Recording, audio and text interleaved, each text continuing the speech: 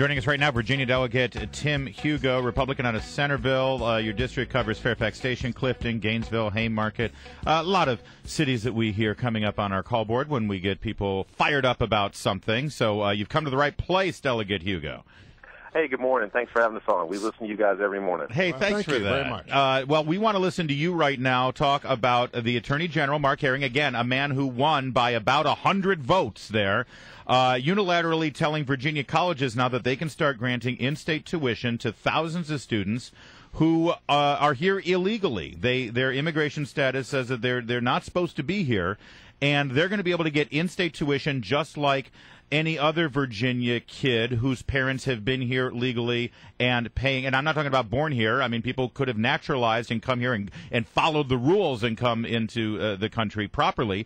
They've been paying their state taxes. That's sort of the trade-off here. So how is the Attorney General justifying this unilateral move, and what can the House of Delegates do about it? Well, a couple things here. You know, we want to have compassion for these kids that were brought here, but you also got to have compassion. You just mentioned it. The kids that are living here now are here legally, grown up here, born here, because what this does, it makes it harder for them to get into UVA or William & Mary or JMU, whatever it may be. You know, you look at our schools now, and sometimes William & Mary has 40% out of state. Well, now they're going to have to compete not just against kids from New York and New Jersey and Pennsylvania, but from out of the country. I just don't think this is fair to the kids that are born here. It makes it harder. And in fact, you know, yesterday we got just another issue. We got a call from a number of board members from various universities. They think that it's going to cost them a lot more money. Some of the George Mason board members think it may cost them an extra $1 million that they've got to factor into the budget to do this. In other words, they'll have more kids coming in who will get in-state tuition. They won't pay as much to the college, and the colleges are going to suffer. That's correct. We'll have to pay more. And also, for your kids that go to Robinson or Langley or Centerville at high school, there's going to be fewer slots, because these slots in the past for the kids that have been here illegally have been allocated within the out-of-state. Now they're going to take in-state slots. So it's going to be harder for Tommy or Susie now to get into William & Mary or Tech or Christopher Newport, whatever it may be. And I think that's something we got to really think about. You want to be fair you want to have compassion for the kids that, you know, her parents didn't bring them here, but you also want to have the compassion for the kids that have been studying here, you know, brought here legally or grew up here or moved here legally and have domicile status, and are trying to get into, you know, studying hard and trying to get into school.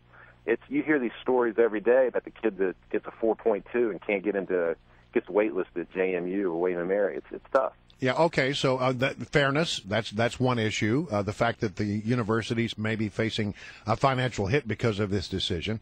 What about the fact that this decision was made unilaterally by the Attorney General? Does he have the authority to do that without more consultation with the state legislature? You know, that's the other thing. I think that's actually the broader issue that we've got to really be thinking about. Is this the way to govern? You know, you've seen Mark Herring, our new Attorney General, who said he was going to, who campaigned to be a nonpartisan. He campaigned. He said he wanted to be everything Ken Cuccinelli. He claimed Ken Cuccinelli wasn't. I liked Ken. But he said Ken was over the top. Well, Mark Herring, in his first few months, he's overruled a constitutional amendment on gay marriage.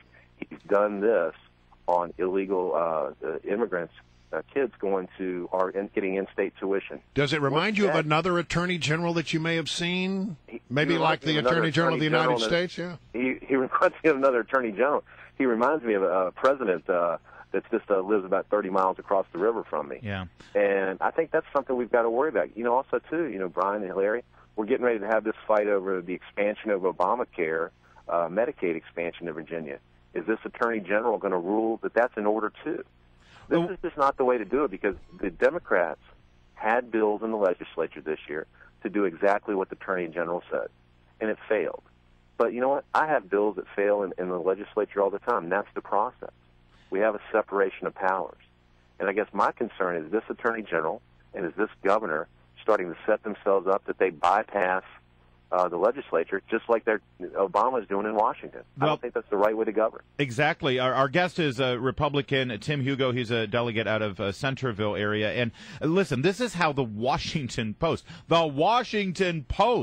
this is how they described it. Herring made the announcement just a few months after the legislature declined to enact the idea, and on the heels of another brazen legal move. That's how the Washington Post described it in January, when he declared that the state's ban on gay marriage was unconstitutional. He declared it. One man who got into office as Attorney General with a few hundred votes in a very close election that many of us wanted the Republican to challenge a little bit, Mr. Obenshain to challenge more. But he's in there, and now you're right. First it was gay marriage, and he just unilaterally decided it's unconstitutional, and therefore there was no defense of the state's constitution and the people of Virginia in that lawsuit over gay marriage. And now you've got this, where he's just unilaterally deciding colleges can grant in-state tuition to illegal immigrants and children of them. What's next? If it is Obamacare, at what point, I understand in your articulating your concerns, Delegate Hugo, but at what point do the Republicans, who have been duly elected to represent the people of Virginia, at what point do they draw the line and say no more? No, that's exactly right. I mean, we've got the attorneys now looking at this ruling, looking really at the fight over Obamacare expansion in Virginia that's coming. I mean, if you look at that fight, that is the big enchilada of fights, because we obviously see Obamacare is not working. We see the problems with Medicare expansion. We see in Virginia there's a 42,000 person backlog on the Obamacare and Medicaid expansion right now, and they want to add 400,000 more. And Sebelius is talking about cutting the funds to the states for the administration of Medicaid. If they do this, if Herring and McAuliffe do this unilaterally, it's a disaster. And also, people forget. They keep saying, oh, it's free money. Well, the fact of the matter is there is no such thing as free money. You see those commercials on TV about free money. Let me tell you, they're not free. Don't do it. Because if we do this Obamacare expansion, Medicaid expansion in Virginia, it's going to cost us another $300 million in a couple years. All right. And we can raise taxes or cut spending. That's what McAuliffe's going to force us to do. All right. He wants to raise taxes in a couple years and force us. I didn't mean to interrupt you, but let me ask you this question. You've got all this action being taken by the executive and by the attorney general. What are you, as a member of the state legislature, going to do about it? What is going to be done to stop that? Well, two things. One, we're out there campaigning right now and talking on shows like this on Obamacare, and we've changed the public perception on the expansion of Medicaid. You saw the poll last week. Not my poll, not our poll. It was a CNU poll. Said, 54%, 53% opposed. You see the Quinnipiac poll said only 4% think Obamacare expansion in Virginia is the way to go, the top priority. We've got to take our case to the people, but also, too, we've got to be prepared if they do this, have lawyers looking. We're having lawyers look at this right now. How do we fight back?